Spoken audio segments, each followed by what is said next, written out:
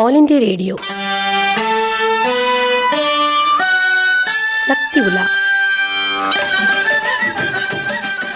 மங்கை வராகி உத்தரகோச மங்கை அருள்மிகு வராகியம்மன் திருக்கோயில் சித்திரம்.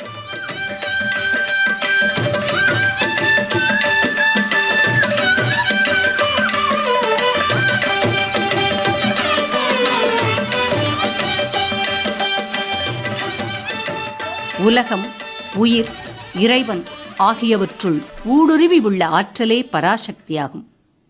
அந்த சக்தி தேவியே எல்லாம் வல்லவள், எங்கும் எதிலும் நிறைந்தவள். உலகை படைத்தல், காத்தல், அழித்தல் ஆகிய முத்தொழிலுக்கும் மூல தேவதையாய் விளங்குபவள் அவளே.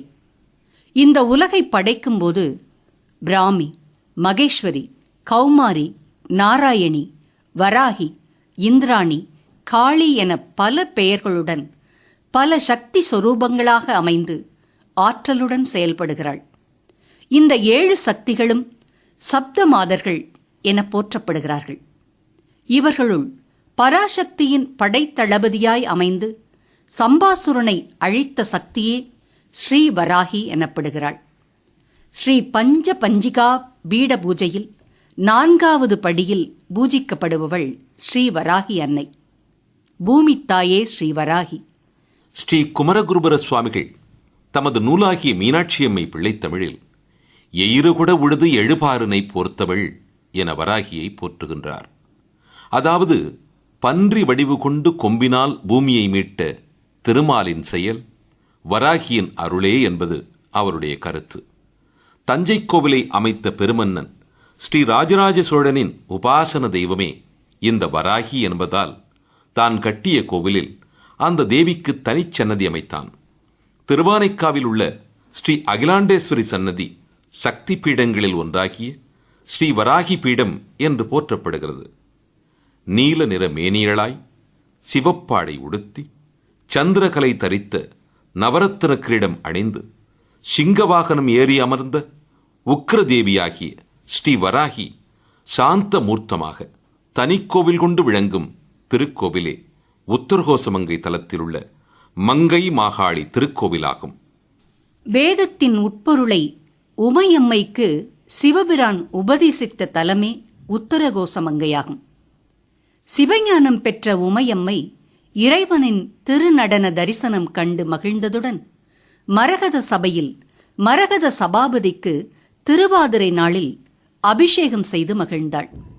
மரகத சபையையும் உத்தரகோச மங்கை தலத்தையும் காத்திடும் காவல் தேவதையாக தனது ரௌத்ர சக்தியாம் ஸ்ரீ வராகியை நியமித்தாள்.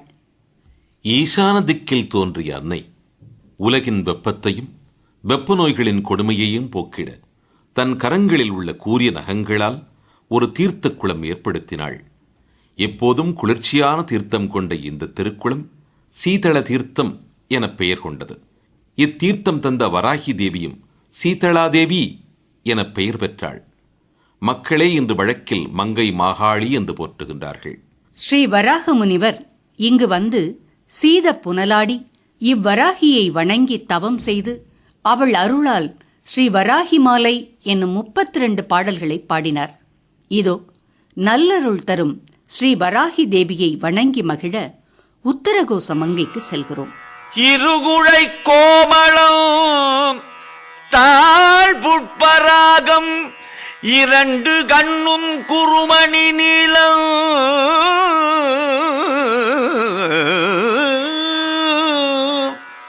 கை கோமேதகம் நகம் கூர்வயிரம் திருநகை முத்து கனிவாய்ப்பவளம்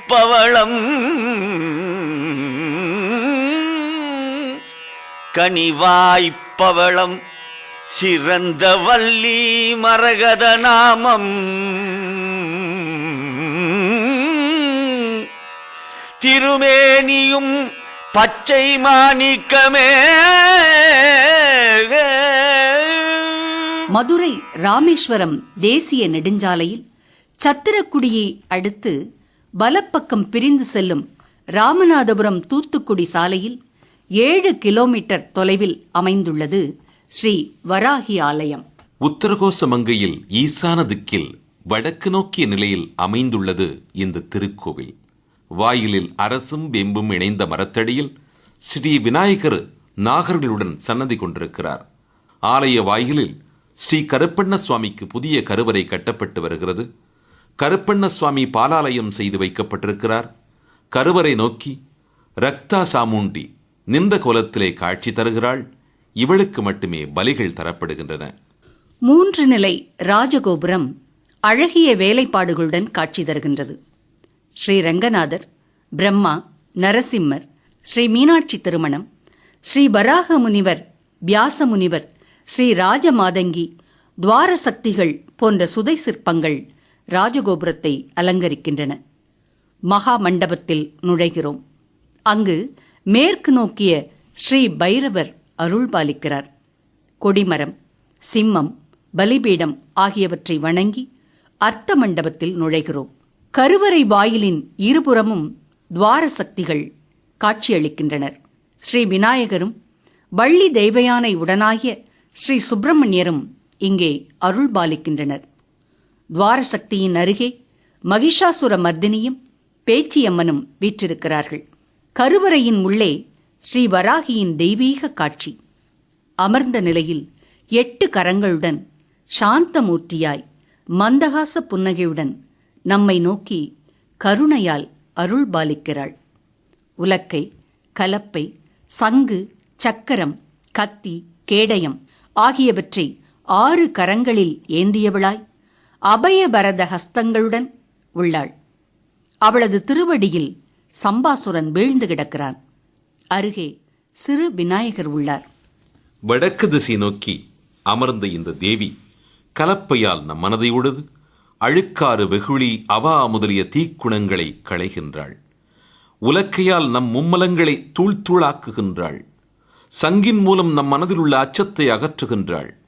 வலக்கை கத்தி நம் அறியாமையை வெட்டி அழிக்கும். சக்கரமோ பந்தபாசங்களை அகற்றிடும். இவ்வாறு நம்மை திருத்தி பணிகொண்டு நமக்கருளி நம்மை அபயகரங்களால் காப்பாற்றுகின்றாள் இத்தேவி. இதோ அர்ச்சனை, தீபாராதனைகள் நடைபெறுகின்றன. நாயகி நான்முகி நாராயணி நளினபஞ்ச சாயகி சாம்பவே சங்கரே சாமாலே சாதுனச்சுவாயி வாயகி மாலினி வராயி சூலினி மாதங்கன் துடையால் ஆயாத சரணம் மரணம் மாக்கே தனம் தரும் கல்வி தரும் ஒரு நாளும் நரறியா மனம் தரும் வீற்றிருப்பாள் நவகோணத்திலே நம்மை வேண்டுமென்று காத்திருப்பாள்.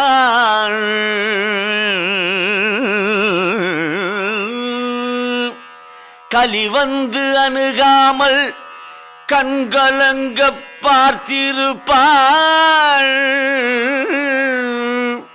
கலிவந்து அணுகாமல் கண்கலங்க பார்த்திருப்பாள். அல்லளே என்ற அங்குச பாசம் கையில் சேர்த்திருப்பாள்.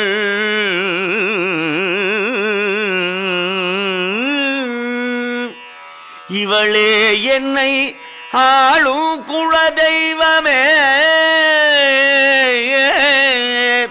இவளே என்னை ஆளும் குலதெய்வமே.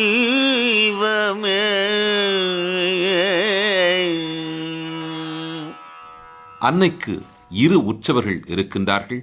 அன்னையை வலம் வருகிறோம். வலதுபுற பிரகாரத்தில் ஒரு புது வராகி சன்னதி உள்ளது. இதை பற்றிய சுவையான செய்தி. தற்போது கருவறையில் உள்ள மூல விக்கிரகம் சிறிது பின்னப்பட்டது கண்டு சேதுபதி மன்னர் ஒரு புதிய விக்கிரகம் செய்து வைக்க உத்தரவிட்டார். புதிய சிலை வடிக்கப் பெற்றது. பழைய விக்கிரகத்தை மாற்றி புதிய சிலையை நிறுவ நாளும் குறிக்கப்பட்டது.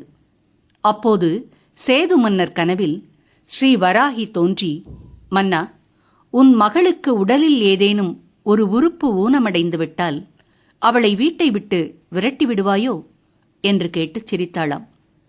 கண் விழித்த மன்னன் விக்கிரகத்தை மாற்ற வேண்டாம் என ஆணையிட்டான். புதிய விக்கிரகம் வலது பிரகாரத்தில் தலவிருட்சமாகிய வேப்பமரத்தின் அடியில் பிரதிஷ்டை செய்யப்பட்டது.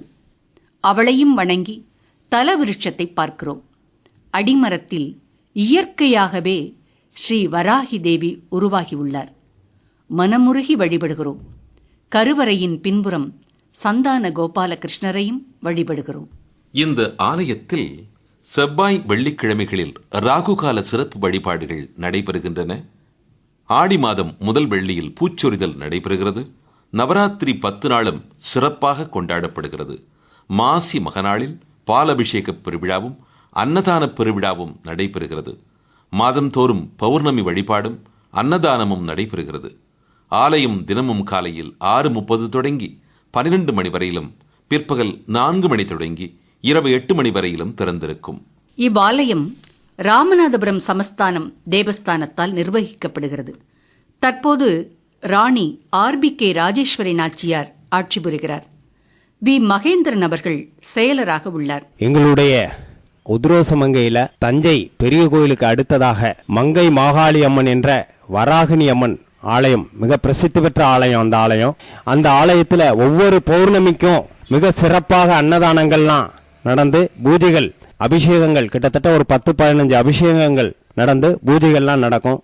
அந்த ஆலயமும் 2012 அதற்கு பக்கத்தில் உள்ள கருப்பணசாமி எல்லா ஆலயங்களும் புதுப்பிக்கப்பட்டு புனரமைக்கப்பட்டு புதிதாக அந்த ஆலயத்துக்கும் கும்பாபிஷேகம் நடைபெறுது. அந்த ஆலயத்துல வழிபட்டா எல்லா வரன்களும் எல்லா நலன்களும் நடக்கும்ங்கிறது ஐதீகம். குறிப்பா அந்த ஆலயத்துல தமிழகத்தில் இருந்து எல்லா மக்களும் இங்க வர்றாங்க.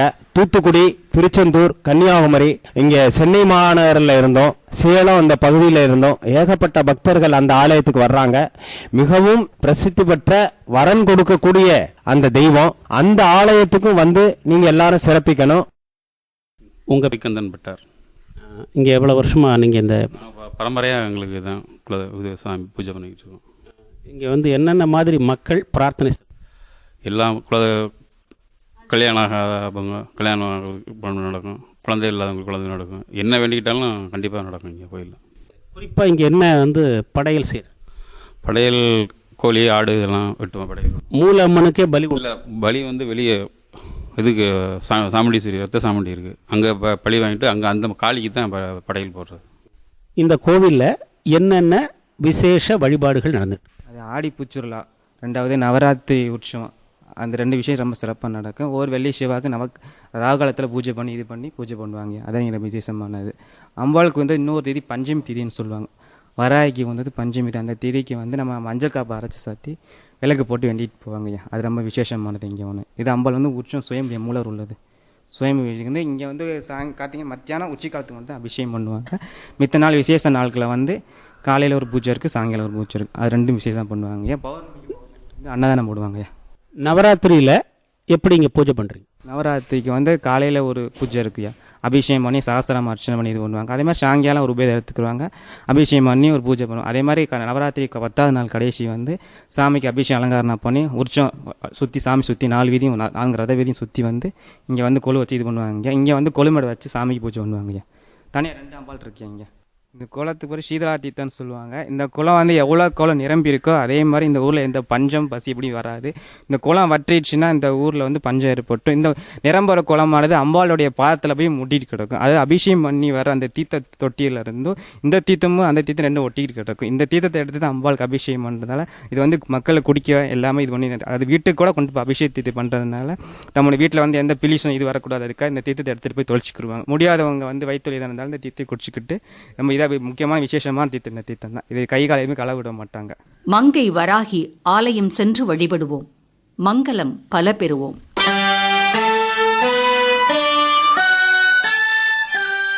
சக்தி உலாவில் நேயர்கள் இதுவரை கேட்டது மங்கை வராகி. உத்தரகோச மங்கை அருள்மிகு வராகியம்மன் திருக்கோயில் சித்திரம். எழுதியவர் பரமக்குடி மீ. ஸ்ரீனிவாசன். குரல்கள் ஜோதிமணி இளங்கோவன், ரமேஷ் ராஜா. அமைப்பு பூர்ணகுமார். படைப்பு மதுரை வானொலி நிலையம்.